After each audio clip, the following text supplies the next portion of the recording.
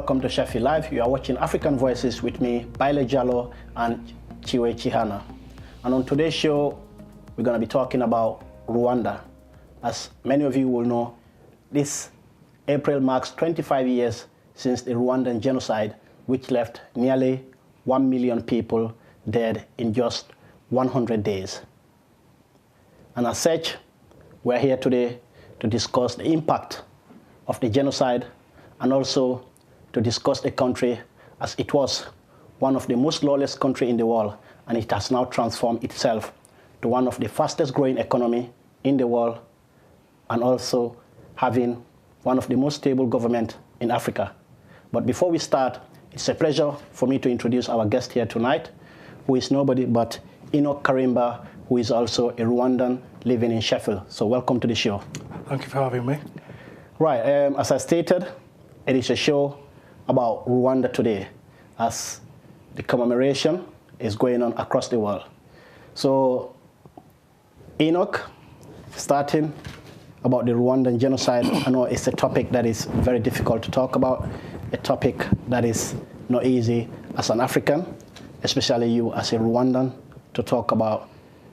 It is the commemoration. This year marks the 25th anniversary since the genocide happened. Talk us through what you knew, or so far since the genocide, how the country has been coping to where it is today.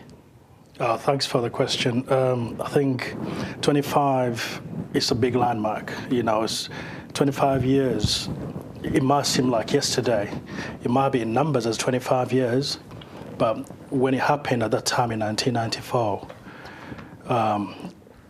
the whole country, you know, fell in darkness.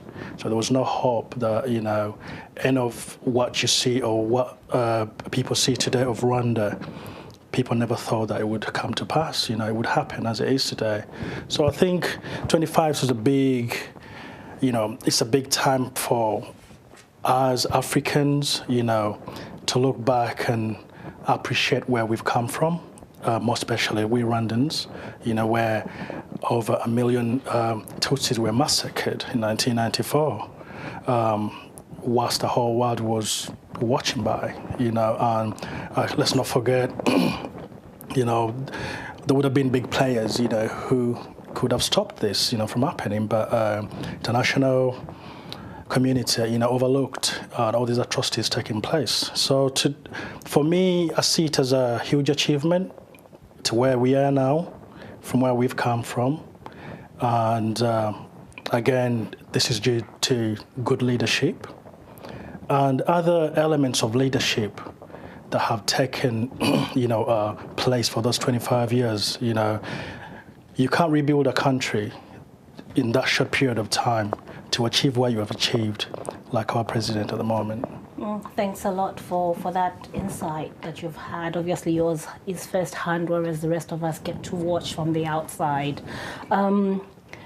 So literally 9 days ago today, this is when the 25th anniversary itself took place, but you've got a whole 100 days of commemoration that Rwanda is actually holding across the world, and obviously a very significant event that happened within Rwanda with so many heads of state that came. I think Rwanda's reconciliation process stands as testament to the rest of the world. We've seen attempts at reconciliation in so many other countries, in so many other processes that do not quite match up to what we've seen of Rwanda. How do you think your country managed to achieve that kind of, I would call it, success?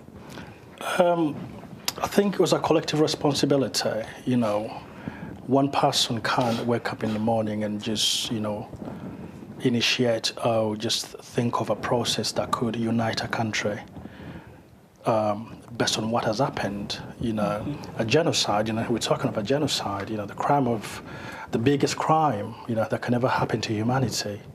So the reconciliation process, you know, is something that happened, and I'm sure, you know, some countries and those deniers, you know, that never expected this to ever happen, but it did happen, and I think it should be a manifestation to the rest of the world that, you know, reconciliation is possible.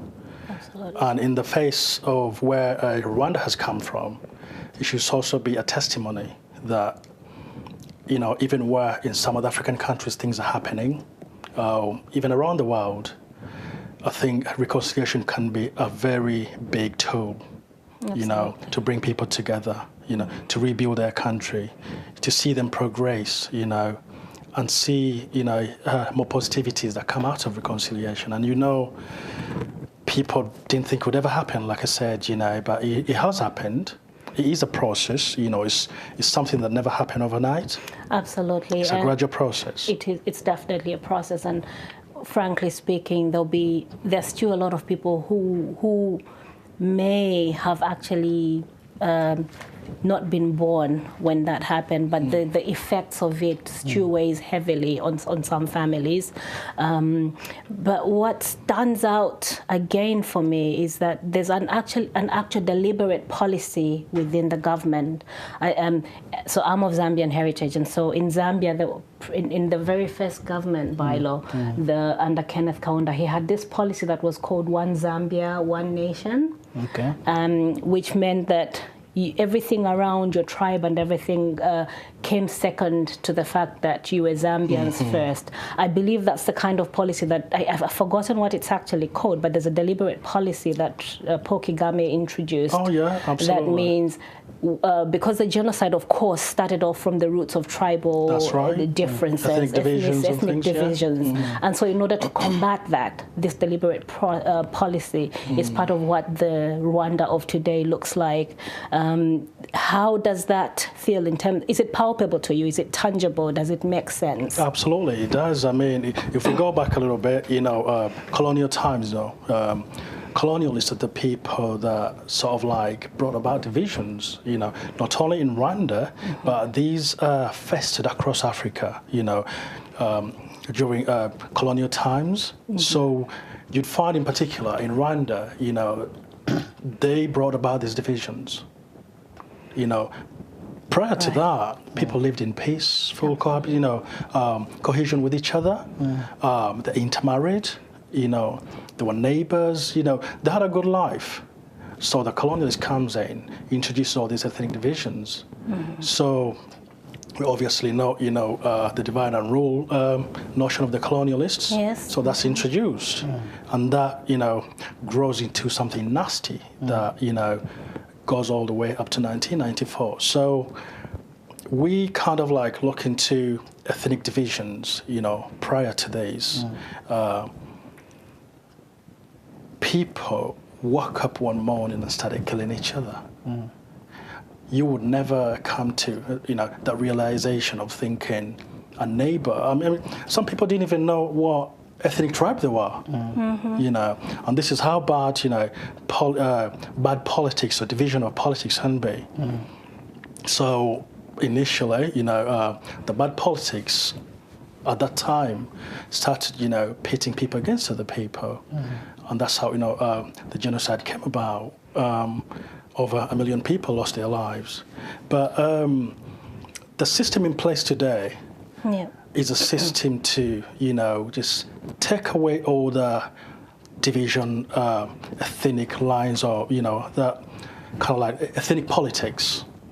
And again, Rwanda should be an example to the whole of Africa, you know, where people shouldn't see each other as which tribe are you from, or, you know, what ethnic line do you fall from?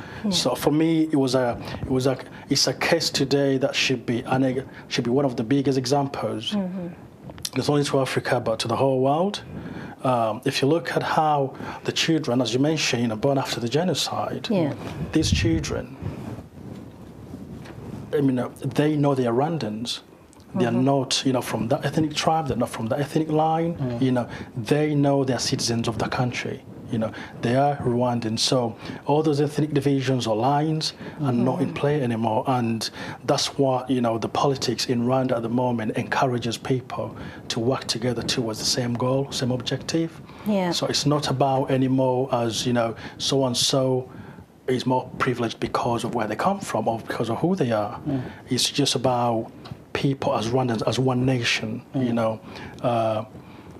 if politics of divisions happen today, you know, I mean, probably they are still somewhere in Africa. I'm not very sure, but if you look at the downside of ethnic politics, most of these nations or countries that still play this type of politics are nowhere near any sort of like tangible development. You know, they're always like fighting each other. Development-wise, you can't see anything visible what they've achieved, because if you two are fighting, you know, how do you expect to achieve any certain goal or objective? You know, it's not going to happen. So the new generation, even the people, even the older generation, fell into that trap. You know, people killed each other, but that was due to, you know, the division of, you know, the politics of divisions, the previous governments. And also, we know there was some international players involved as well. Yeah, but talking of that, though, there is always this saying that says, history sometimes repeats itself.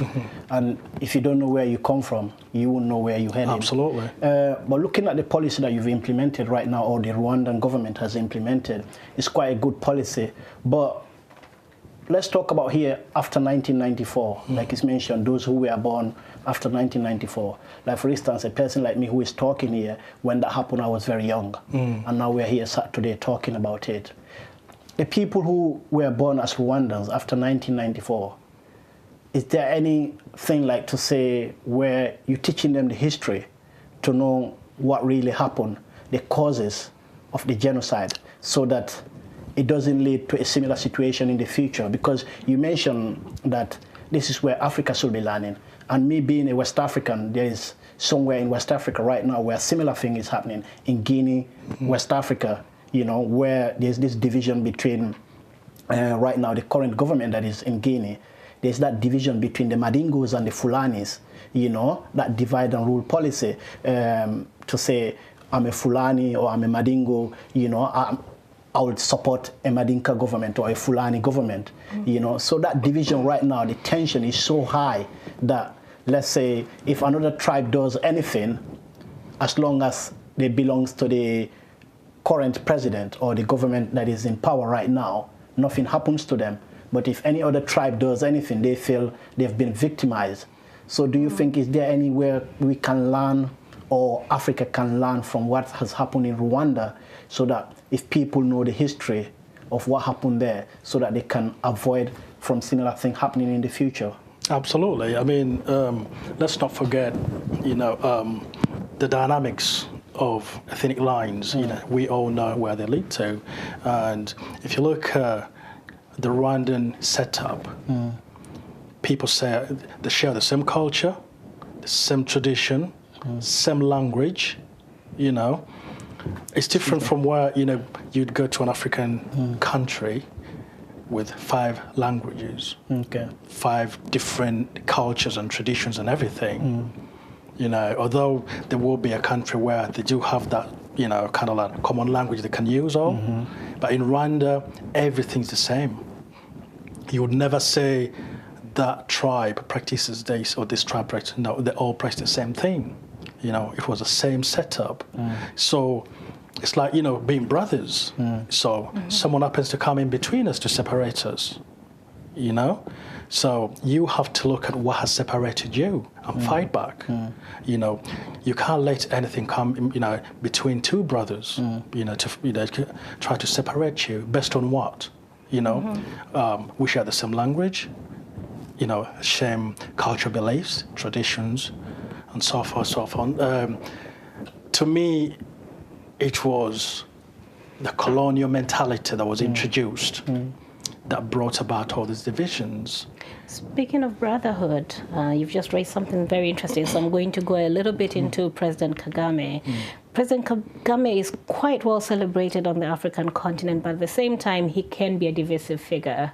Talk to me about his current relationship with Yoweri Museveni. They've been brothers for a very long time, but at the commemoration this year, for the very first time ever, Yoweri Museveni did not actually participate in this year's event. He sent somebody else. And there have been rising tensions, reportedly, between Uganda and Rwanda.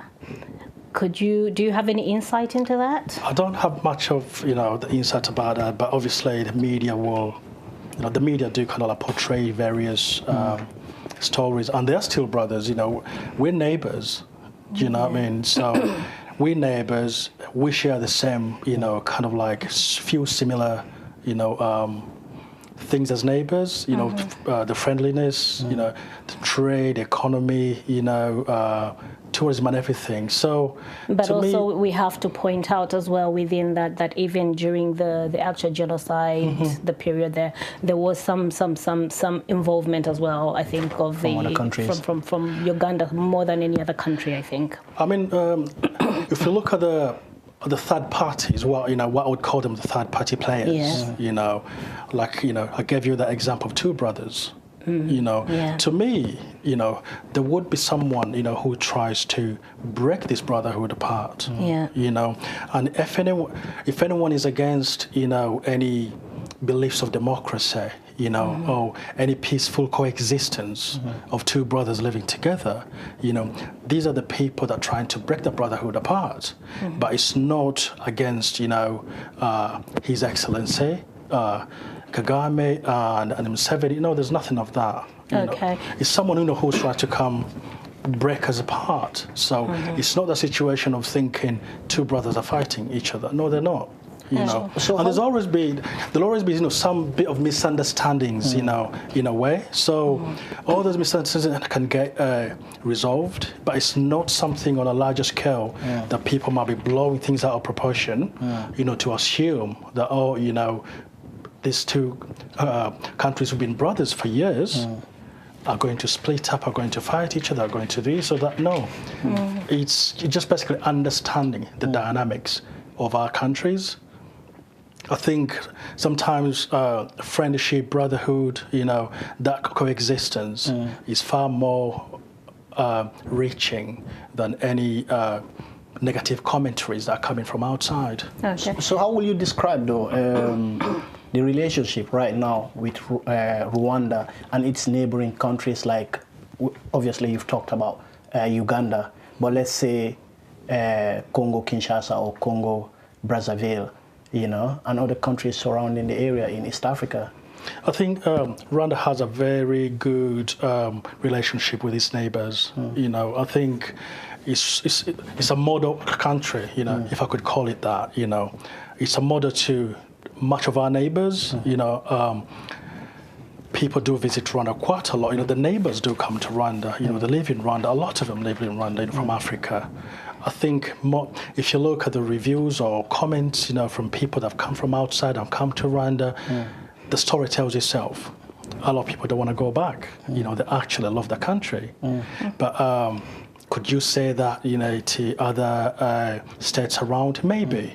But I'm not an expert in trying to kind of like dig or look into the relationships of other countries to Rwanda. But I'm looking at the Rwandans outside the country. We coexist in peaceful environments. We love our neighbors. Okay. And as much as we've come from afar. We rebuilt our country. There's always people that would want to tarnish that development, try to put you down. But, we always stand tall and strong, try to go forward in our development. Yeah, it's always interesting when you look at external actors. I think in most cases you will find that there will be external actors in quite a lot of these scenarios. Did you manage to listen to Paul Kagame's speech on the Commemoration Day at all? No, I wasn't. Did you have a chance? It was quite a building speech. It was moving. It was progressive, and it's not dismissive of the past. That's what I really like. It's not dismissive of the past. It embraces that, and in line with the theme, I think, which is for these 100 days for this year, the 25th anniversary. The theme is Remember, Unite, Renew. And I think his speech was strongly around that. But then there's only one part that got everybody again up on, thinking, what is that about? He did say, if you're from the outside and you're trying to mess things up for us, we'll mess you up as well. Do you have, we've all been thinking and wondering what he was talking about, because currently there are relations being built around Burundi, and as I mentioned, Uganda. There have been some tensions as well about some of the people who are in exile in South Africa with the current regime. But do you know what that was about at all? Do you have any insight? I think, you know, that speaks volumes, obviously, you know, and if you have something you've built from scratch, you know, you have to protect it regardless. Yeah. You know, you don't want anyone to come and mess it up. You know, you will protect it. Now, in the case of our country, you know, we came from the ashes. Absolutely. You know, the country's been rebuilt, you know, from scratch. So stages of development cannot just go without any people that might want to hinder that development. There'll be challenges along the way. Yeah, there will be challenges. Yeah. But again, the president just looks after his own people. So if you're a parent and you have your children, you will protect your kids. But talking regardless, but in the sense... He's a Paul Kagame lover, that's right? what I'm looking at. Well, it's respectable, though. My position here, you know, and it's a general stance that you and Baillor, you know, could stand on and say, I mean, would you allow anyone to come and destroy what you have built?